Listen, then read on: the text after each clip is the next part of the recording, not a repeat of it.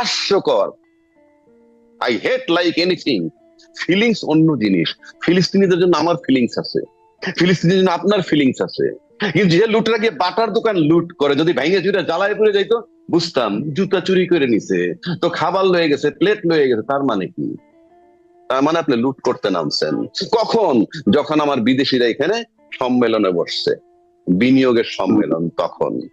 Following ডেতে আবার কি হয়েছে? হাইওয়ের উপরে গার্মেন্টস শ্রমিক ছাঁটাই নিয়ে আন্দোলন। কই এই মুহূর্তে তো এগুলা নাই। আন্দোলন শেষ হয়ে গেল, ফিলিস্তিনদের ফিলিং শেষ হয়ে গেল, আবার একটা সম্মেলন ডাকবেন যেটা পাইন মারা যায়, সেইটা তখন আপনি আবার ইয়ে করবেন, যে আবার একটা আন্দোলন নিয়ে আসবেন। কই এখন আন্দোলনটা কই? ফিলিস্তিনে তো এখনো মারতেছে না, থেমে গেছে। আমি সেজন্য বললাম। এইবার আসেন যে, এটা আমি শুধু এইটুক বললাম, এর বেশি বলার রুচি আমার নাই।